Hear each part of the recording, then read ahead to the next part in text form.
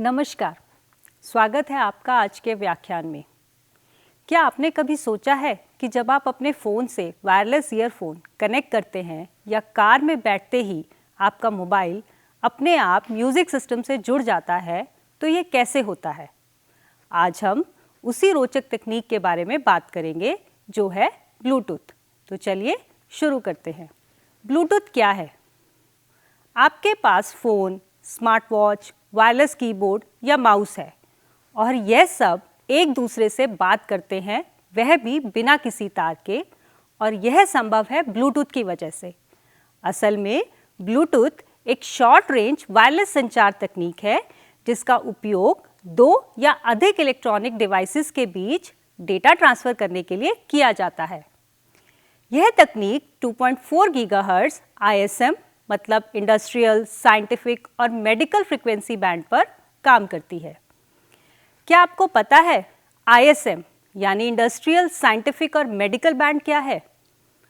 यह एक वैश्विक स्तर पर मान्यता प्राप्त अनलाइसेंस्ड मतलब बिना लाइसेंस के उपयोग किए जाने वाला फ्रीक्वेंसी बैंड है जिसे विभिन्न वायरलेस संचार अनुप्रयोगों में उपयोग किया जाता है।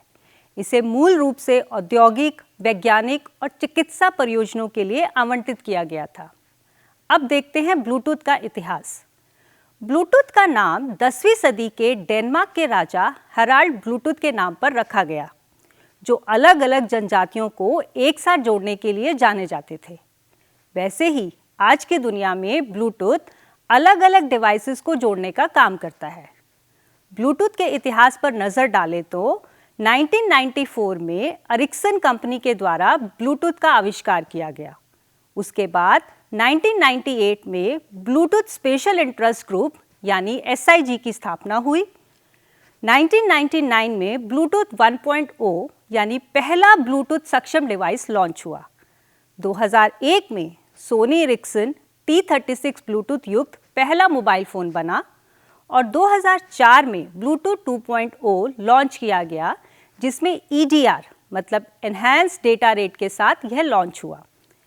2009 या 2009 में ब्लूटूथ 3.0 लॉन्च हुआ और यह हाई स्पीड के साथ लॉन्च किया गया। 2010 में ब्लूटूथ 4.0 जो था BLE मतलब ब्लूटूथ लो एनर्जी, और इस आविष्कार ने IoT के लिए एक नया युग शुरू किया। 2016 में ब्लूटूथ 5.0 लॉन्च किया गया जिसमें 4 गुना अधिक रेंज थी और 2 गुना अधिक स्पीड थी, और 2023 में ब्लूटूथ 5.3 लॉन्च किया गया जिसमें बेहतर ऊर्जा दक्षता थी और सुरक्षा भी बेहतर थी। अब देखते हैं ब्लूटूथ कैसे काम करता है। ज़रा सोचिए, जब आप अपने ब्लूटूथ ईयरफोन से गाना सुन रहे होते हैं तब क्या होता है? ब्लूटूथ तकनीक फ्रीक्वेंसी होपिंग स्प्रेड स्पेक्ट्रम यानी FHSS पर काम करती है, जिसमें डेटा को एक बड़ी बैंडविड्थ में फैला दिया जाता है और ट्रांसमिशन एक फिक्स पैटर्न के अनुसार विभिन्न फ्रीक्वेंसी पर स्विच करता रहता है। इसमें 79 फ्रीक्वेंसी चैनल जो 2.402 गीगाहर्ट्ज़ से 2.4835 गीगाहर्ट्ज़ तक होते हैं और इनमें प्रत्येक की बैंडविड्थ 1 मेगाहर्ट्ज़ है।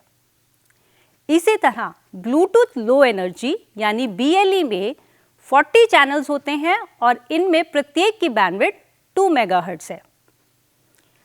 अगर डेटा ट्रांसमिशन की बात करें तो डेटा ट्रांसमिशन के दौरान ब्लूटूथ 1600 बार प्रति सेकंड यानी 1600 होप्स प्रति सेकंड फ्रीक्वेंसी बदलता है।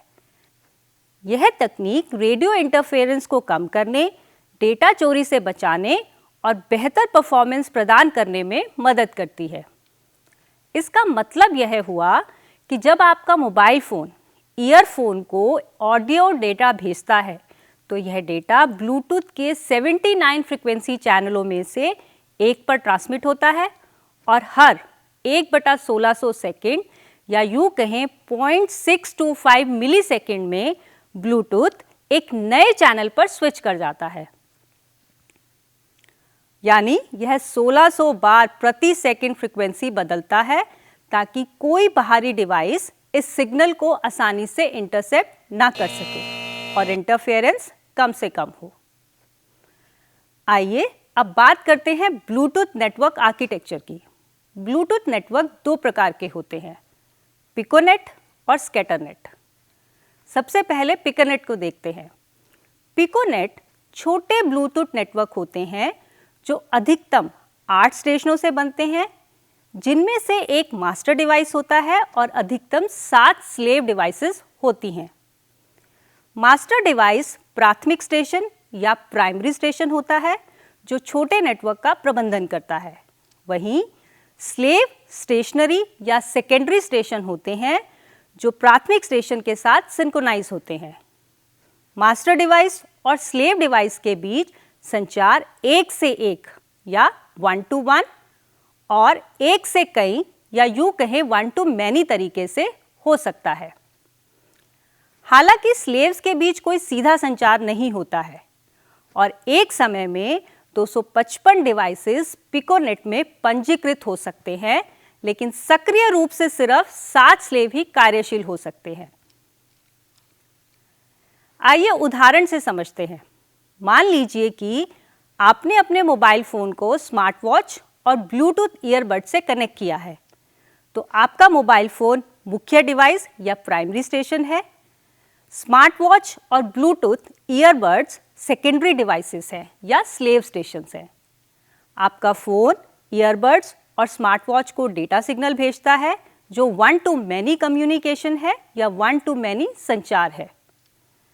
लेकिन ईयरबड्स और स्मार्ट वॉच आपस में सीधे कनेक्शन नहीं कर सकते।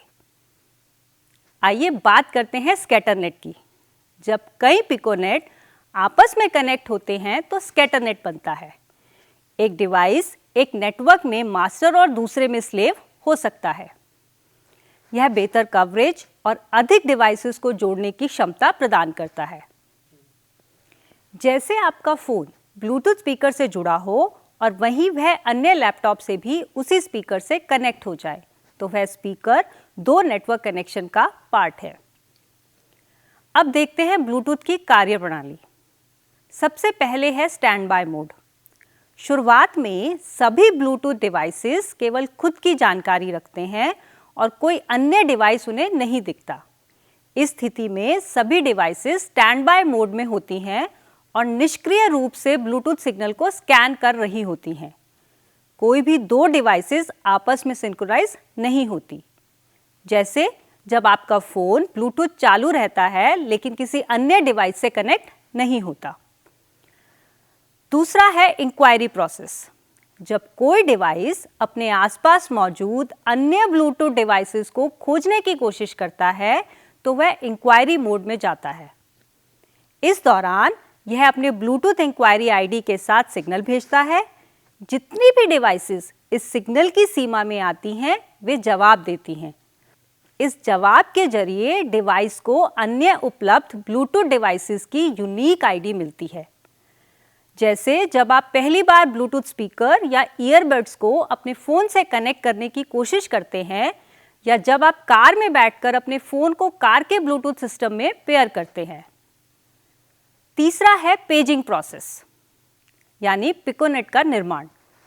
जब एक मास्टर डिवाइस किसी विशेष स्लेव डिवाइस से कनेक्ट होना चाहता है तो यह पेज कमांड भेजता है।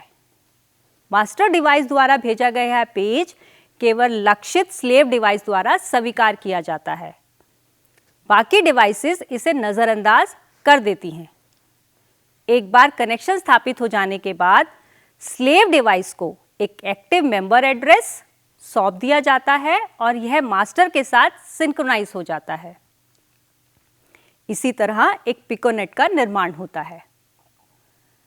जैसे जब आपकी स्मार्ट वॉच फोन से ऑटोमेटिक कनेक्ट होती है तो यह स्मार्ट वॉच और आपका फोन एक दूसरे के साथ सिंक्रोनाइज हो जाते हैं।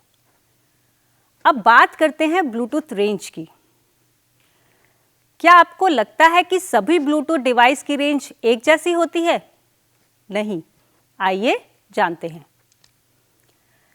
क्लासिक ब्लूटूथ वर्जन या संस्करण जो ब्लूटूथ 1.0 से 3.0 तक है और आप तालिका में क्लासिक ब्लूटूथ संस्करण की अधिकतम ट्रांसमिशन स्पीड और रेंज देख सकते हैं। ब्लूटूथ 1.0 में अधिकतम ट्रांसमिशन स्पीड थी 732.2 kbps और इसकी रेंज थी 10 मीटर। ब्लूटूथ 2.0 में अधिकतम ट्रांसमिशन स्पीड मिली 2.1 mbps और इसकी रेंज थी 30 मीटर। उसी तरह ब्लूटूथ 3.0 में अधिकतम ट्रांसमिशन स्पीड थी 24 mbps और उसकी रेंज थी 30 मीटर। अब बात करते हैं ब्लूटूथ लो एनर्जी संस्करण यानी ब्लूटूथ 4.0 से 5.3 तक। आप तालिका में ब्लूटूथ लो एनर्जी संस्करण और उसकी अधिकतम ट्रांसमिशन स्पीड और रेंज देख सकते हैं। ब्लूटूथ 4.0 में लो एनर्जी के लिए अधिकतम ट्रांसमिशन स्पीड थी 1 mbps और रेंज थी 60 मीटर। वहीं ब्लूटूथ 4.0 में एनहांस डेटा रेट के लिए ट्रांसमिशन स्पीड थी 2 mbps और अधिकतम रेंज थी 60 मीटर। ब्लूटूथ 5.0 में लो एनर्जी के लिए 2 mbps और एनहांस डेटा रेट के लिए 50 mbps की अधिकतम ट्रांसमिशन स्पीड थी और अधिकतम रेंज थी 240 मीटर। ब्लूटूथ 5.3 के लिए लो एनर्जी में 2 mbps और एनहांस डेटा रेट में 50 mbps की अधिकतम ट्रांसमिशन स्पीड मिली और वहीं अधिकतम रेंज मिली 240 मीटर। तो आपने दोनों तालिका में देखा कि ब्लूटूथ क्लासिक और ब्लूटूथ लो एनर्जी की अलग अलग ट्रांसमिशन स्पीड और रेंज थी। अब देखते हैं ब्लूटूथ के अनुप्रयोग। ब्लूटूथ का उपयोग अलग अलग क्षेत्रों में किया गया। सबसे पहला था मोबाइल और wireless devices. Wireless headphone, earbuds, speakers, smart watch इसके उदाहरण हैं और स्मार्टफोन से कंप्यूटर और अन्य डिवाइसेस में फाइल ट्रांसफर भी इसका एक और उदाहरण है। अगला अनुप्रयोग है हेल्थ केयर और फिटनेस। स्मार्ट वॉच और फिटनेस बैंड जैसे कि MI बैंड, एप्पल वॉच यह इसके उदाहरण हैं। और हेल्थ डिवाइसेस की बात करें तो हार्ट मॉनिटर और ब्लड प्रेशर डिवाइसेस भी इसमें आते हैं। तीसरा अनुप्रयोग था ऑटोमोटिव और स्मार्ट होम। ब्लूटूथ से कार का ऑडियो सिस्टम कंट्रोल होना और स्मार्ट होम डिवाइसेस जैसे ब्लूटूथ सक्षम बल्ब, स्मार्ट लॉक इत्यादि इस अनुप्रयोग का भाग है। चौथा अनुप्रयोग है औद्योगिक और IoT यानी इंटरनेट ऑफ थिंग्स। औद्योगिक मशीनों में वायरलेस कम्युनिकेशन, स्मार्ट सेंसर्स और IoT आधारित डिवाइसेस औद्योगिक और IoT अनुप्रयोगों का भाग है। पांचवा अनुप्रयोग है गेमिंग और virtual reality. Wireless gaming controller और वर्चुअल रियलिटी हेडसेट्स जैसे कि ऑकुलस और प्लेस्टेशन VR इस अनुप्रयोग का भाग है।